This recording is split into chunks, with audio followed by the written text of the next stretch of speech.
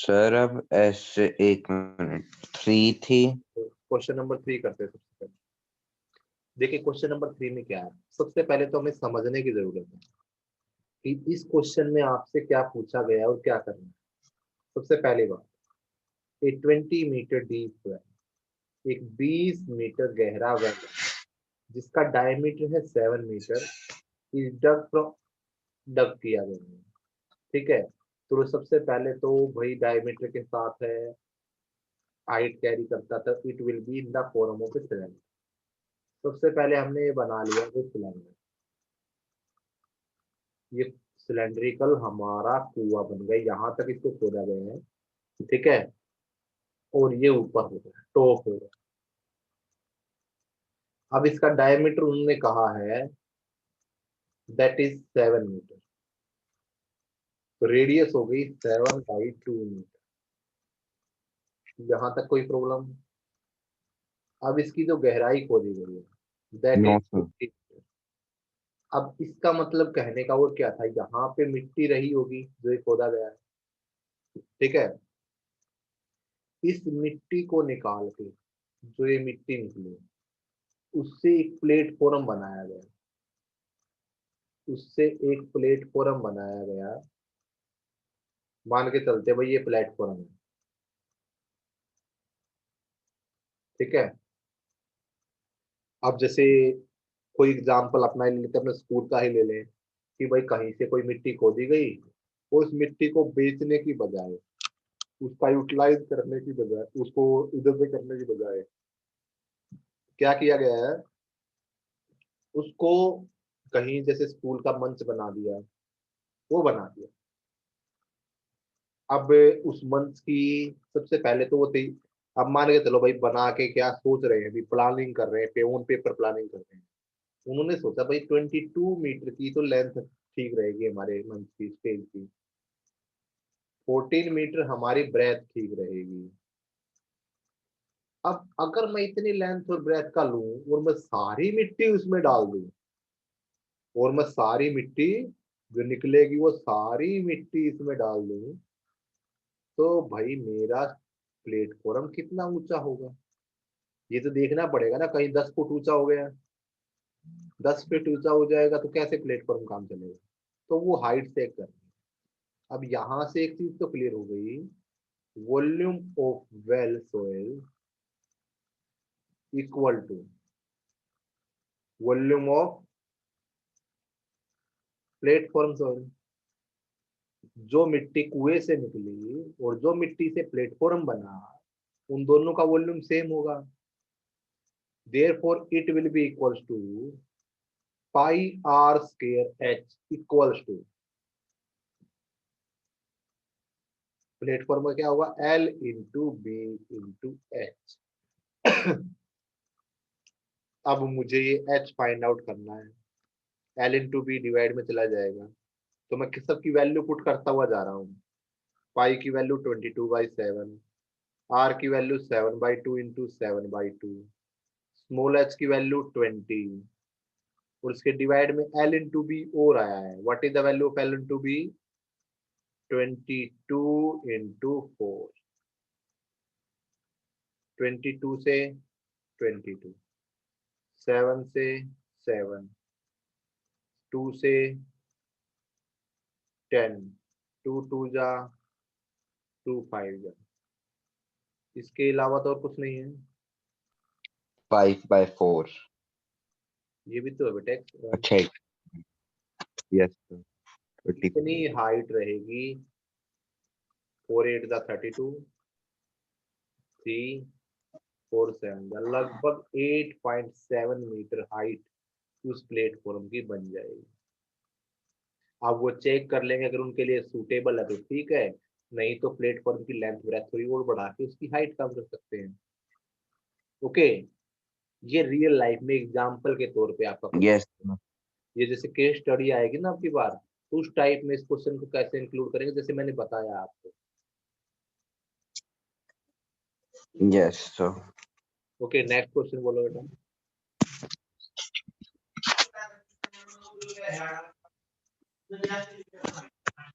Tell me the next question.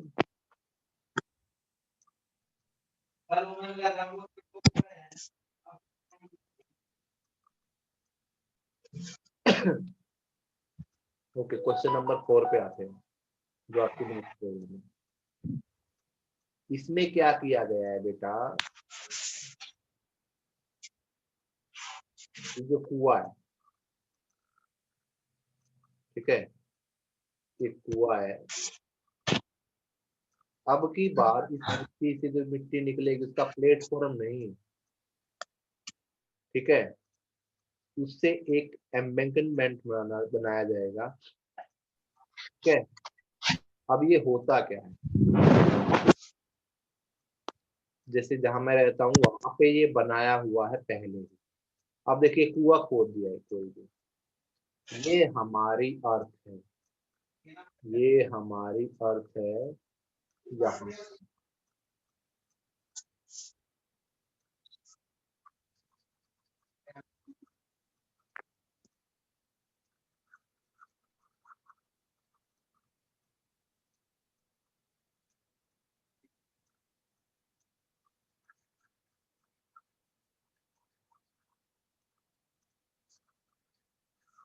ये नीचे अर्थ है, जो मैंने ब्लैक स्पॉट बना दिया है ना, that is our earth.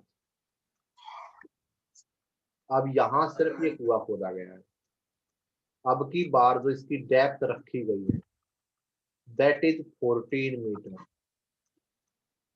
It is 14 metre, okay. और रेडियस कितनी है बेटा,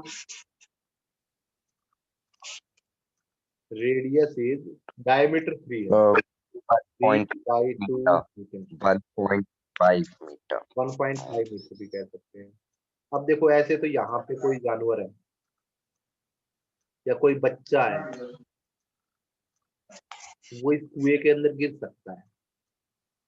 तो इस चीज को रोकने के लिए ये बनाया जाता है, जहाँ पे कुछ हाइट पे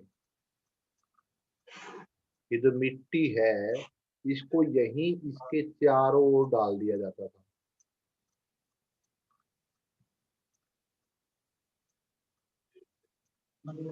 इस पोर्शन में,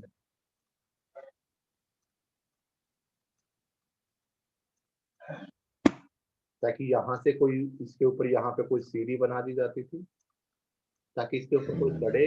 इससे क्या होगा, कोई जानवर, कोई बच्चा इसके ऊपर नहीं चढ़ेगा और गिरेगा, ठीक है। अब क्या कहा गया है, ये तो इसकी विथ रखी गई है ना, that is 4 metre. Inner radius तो हमें पता है। अब अगर मैं आउटर रेडियस की बात करूं, ठीक है, अगर मैं आउटर रेडियस की बात करता हूं, जो कि यहां से यहां रही होगी, इसे मैं कैपिटल आर का नाम दे सकता हूं। ये रही होगी 4 + 3/2, 11/2 मीटर। कंफर्म हो गया, यहाँ तक क्लियर है। अब yes sir. Volume of well soil, जो कुएं के अंदर से मिट्टी निकली है, और वॉल्यूम ऑफ एम्बैंकमेंट जो बना हुआ है, उसके अंदर जो सोइल लगी, उन दोनों का वॉल्यूम क्या होगा, इक्वल होगा। πr²h, इसे मैं कैपिटल स्मॉल एच का नाम दे रहा हूं, और इसे कैपिटल एच का नाम दिया जा रहा है, जो ये हाइट है, जो हमें फाइंड आउट करनी है, दैट इज एच। अब इसके बाद हमारा है equal to πr² -πr²h। Capital R में से स्मॉलर आर को माइनस कर दिया गया। अभी मैं माइनस पाई को नहीं काट सकता हूँ। r²h equal to pi common pi, ये सॉरी यहाँ पे कैपिटल एच आएगा, पाई एच कॉमन आ गया, R square minus R square, pi से पाई कैंसिल हो गया। स्मॉल आर की वैल्यू कितनी है 3/2 इंटू 3/2, स्मॉल एच की वैल्यू है 14, कैपिटल एच की वैल्यू निकालनी है। बड़ा आर है 11/2 का स्क्वायर माइनस 3/2 का स्क्वायर। अब इसे आगे सोल्व करेंगे। 2 से कैंसिल हुआ 7, इधर बच गया 3 इंटू 7/3, इधर बच गया ए स्क्वायर माइनस बी स्क्वायर, एक बार जोड़ दूं और एक बार घटा दूं, 2 7 2 4, 7 से 7 कैंसिल हो गए, ऊपर बच गया 3 3 9, नीचे बच गया 12 इक्वल टू 10। ठीक है, ये नीचे 2 था बेटा सॉरी, तो ये आपका नीचे हो गया 8, 9/8 मतलब 1/8 मीटर, जो ये अमेंडमेंट बना था ना, ठीक है, उसकी हाइट रही होगी। Yes, sir. क्लियर हो गया ये भी? Yes, sir. ठीक है, इसके बाद बड़ा अच्छे क्वेश्चन है, question number 8 and 9। Water in canal, canal जो है ना वो कुछ इस शेप का है। देखिए मैं या तो पानी को खेत में जाने के बाद मेजर कर सकता हूँ, या पानी को सिर्फ कैनल में ही मेजर कर सकता हूँ। ऐसा मेरे पास कोई तरीका नहीं है कि जब पानी चल रहा है तो उसके चलते हुए गिरते हुए मैं उसको मेजरमेंट कर लूँ। ठीक है, अब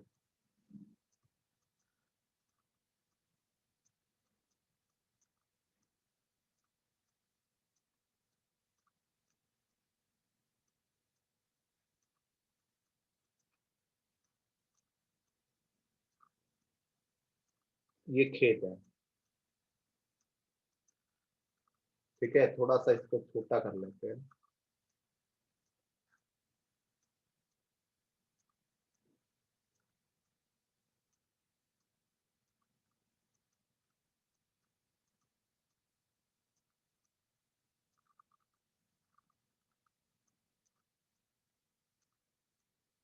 ठीक है, तो यहाँ पे इसमें पानी भरा गया है, और जो स्टैंडिंग वाटर है ना वो कितना है 8 सेंटीमीटर। स्टैंडिंग वाटर कितना है 8 सेंटीमीटर। और टोटल हमें क्या करना है कि कितना एरिया इरिगेट हो जाएगा। ये जो एरिया है ना, एरिया कैसे निकालते हैं, ये एरिया है, अगर इसकी लेंथ एल है ब्रेथ बी है तो एरिया क्या हो जाएगा भाई एल इंटू बी। ठीक है, अब इसकी कैनल की भी ले लेते हैं। ब्रेथ 6 मीटर है, डेप्थ 1.5 मीटर। ठीक है, अब जो पानी है ना इसमें वो बेटा 10 किलोमीटर पर आवर की स्पीड से चल रहा है। अब बात हो रही है 30 मिनट में, 1 आवर में कितना पानी चल रहा है 10 किलोमीटर। तो मुझे आधे घंटे में निकालना है, हाफ आवर में। इसका आधा होगा 5 किलोमीटर लिख दूं पहले, वो सारी चीजें मीटर में है तो 5000 मीटर। ओके, इसे भी चेंज कर लेते हैं। पढ़ा था ना आपने कहाँ है दिल्ली में DCM, सेंटीमीटर से मीटर में, तो 8/100 मीटर। अब volume of water in canal is equal to volume of water in field, canal में। एल कैनल कितना है, L into B into H equals to L into B into H. अलग अलग ले लिया है मैंने। अब आगे चलते हैं, सुनिए। वैल्यू पुट कर रहे हैं, एल की वैल्यू हो गई अभी। देखिए हाफ आवर की बात हो रही थी, तो एल की वैल्यू मैं कह सकता हूँ 5000 मीटर। 5000 इंटू 6 इंटू 15/10 कर दिया मैंने। एल इंटू बी और इंटू 8/100। जीरो से जीरो कैंसिल हो गई। 2 4 जा 8, 2 3 जा 6, 4 से इसको कट करेंगे 1250, मल्टीप्लाई 10 और चला जाएगा 1250 multiply 3 multiply 15 into 10 is equal to L into B. L into B, ये किसकी वैल्यू आएगी, मीटर स्क्वायर की वैल्यू आ जाएगी। इतना एरिया इरिगेट हो जाएगा 30 मिनट में इस कैनल से, जिसमें पानी की स्पीड 10 किलोमीटर पर आवर चल रही है। समझ में आ गई ये भी, यस और no? Okay. Yes. Question number 9। A farmer connects a pipe of internal diameter 20 centimeter to a cylindrical tank। एक सिलेंड्रिकल टैंक के अंदर एक फार्मर ने एक पाइप कनेक्ट कर लिया है।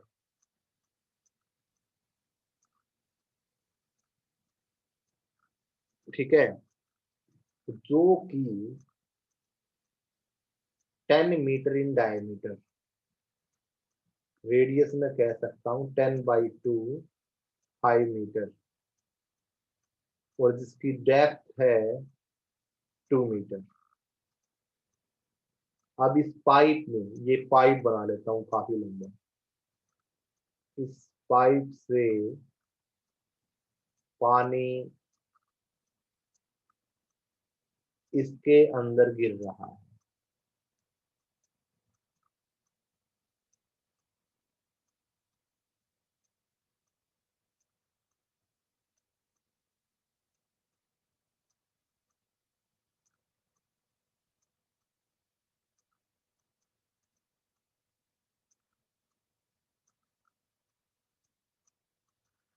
ठीक है, अब इसकी रेडियस इन्होंने दे रखी है, डायमीटर दे रखा है 20 सेंटीमीटर, तो रेडियस हो जाएगी 20/2 10 सेंटीमीटर। लेकिन ये सारी चीजें मीटर में है, तो इसको भी मुझे मीटर में चेंज करना पड़ेगा। तो 10/100, जीरो से zero, 0.1 metre,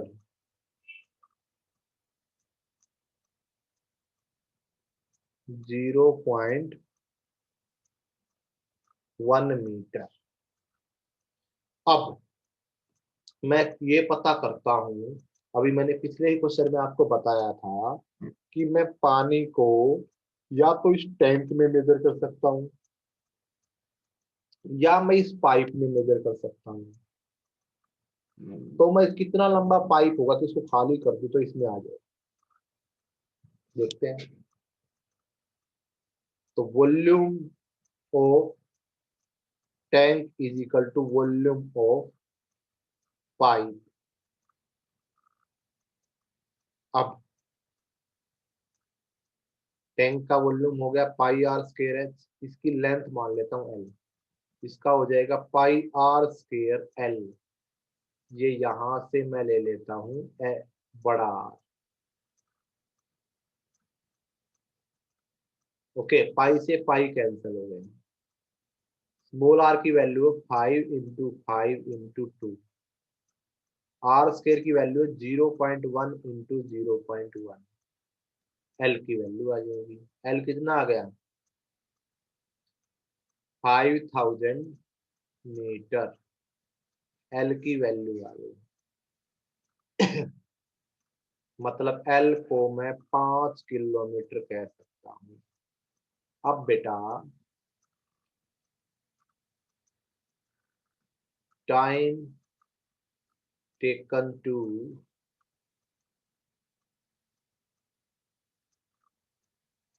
five for 3 kilometre, 3 kilometre के लिए कितना टाइम लग रहा है 1 घंटा,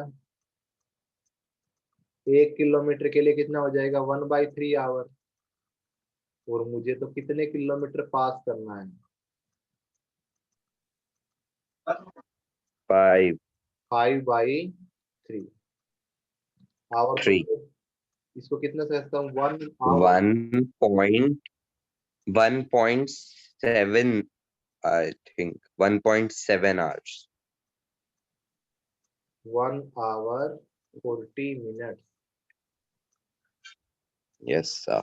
जो फ्रैक्शन बनेगा उसको मिनटों में चेंज कर देंगे। क्लियर हो गई? Sir.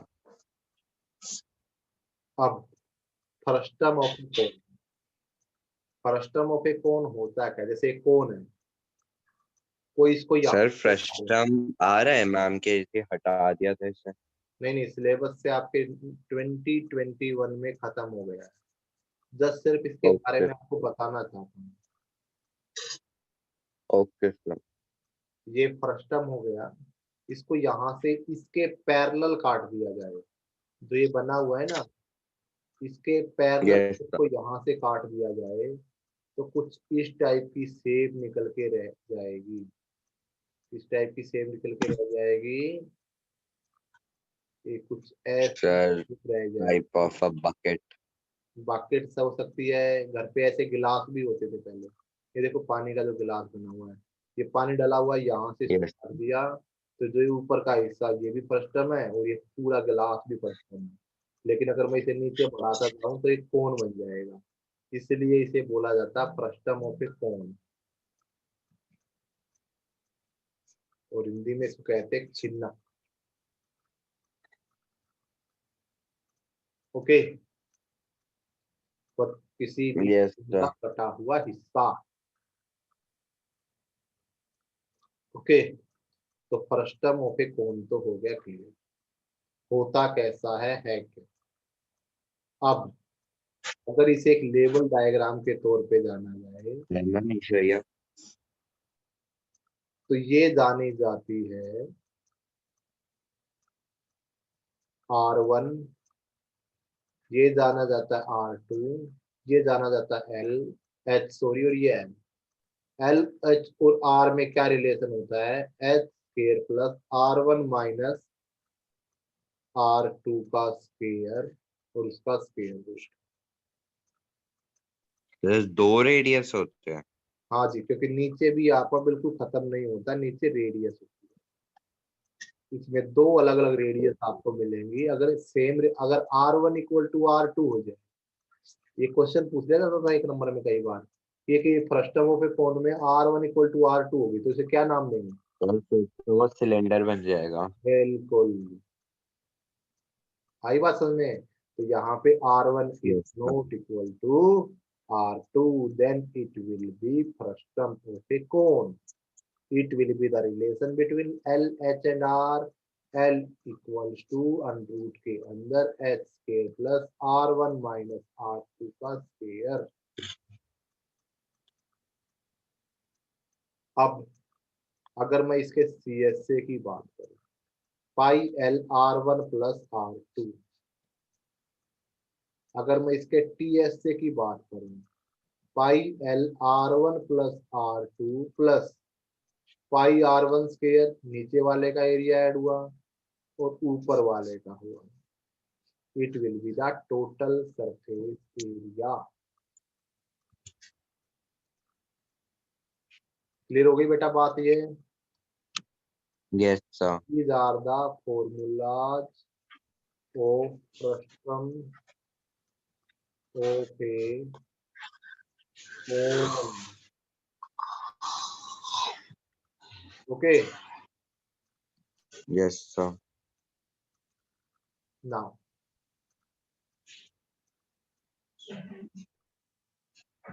अब जैसे थोड़ा सा इनके क्वेश्चंस दिखा देता हूँ आपको। देखिए दिखा रखा है इन्होंने, पैरेलली काट दिया है एक कोन को, ऊपर का हिस्सा उठा के फेंक दिया, तो जो बचा नीचे वाला हिस्सा that will be known as frustum of.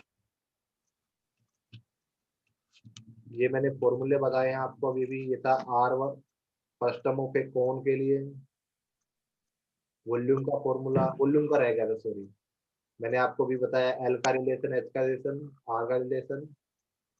ये था पाई L R1 plus R2 CS से, ये था TS से। ये होता है वॉल्यूम। वॉल्यूम क्या होगा 1/3 पाई H R1 का स्क्वायर प्लस R2 का square plus R1 R2। Okay, it is known as volume of a frustum. ठीक है, Yes, sir. क्योंकि ऐसा ना हो ना बेटा 10th पास कर लो और आपको ये भी पता ना रहे कि फ्रस्टम क्या होता है। इसी साल तो नहीं आ रहा, इसकी नॉलेज तो खत्म नहीं हो रही। Yes. Yes, sir. पर a drinking glass is in the shape of a frustum of a cone. पीने का ग्लास होता है ना ऐसी शेप का, ठीक है। अब इसकी हाइट इन्होंने दे दी है, हाइट हमेशा यहाँ मेंशन करेंगे 14 सेंटीमीटर। R1 है 4 सेंटीमीटर, R2 है 2 सेंटीमीटर। कैपेसिटी मीन्स इसका वॉल्यूम निकालना है। फॉर्मूला मैंने बता दिया, 1/3 पाई एच R1 का स्क्वायर R2 square R1 R2 that's over. Put कर दीजिए 22/7 H 14 R1 square 16 plus 4 plus 8 your solution. कोई बड़ी चीजें इसमें नहीं है, Yes, sir. ठीक है। Yes, sir.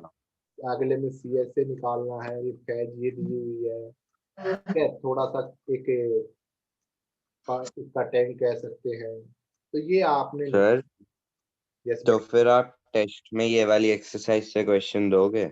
नहीं, वैल्यूएशन में ये इंक्लूड नहीं होगी।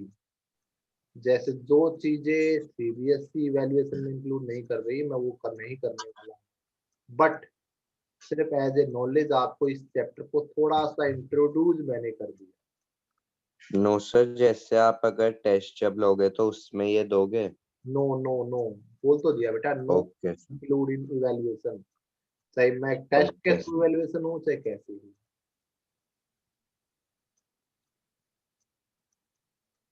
तो I think chapter number 13 clear हो गया है। Yes sir.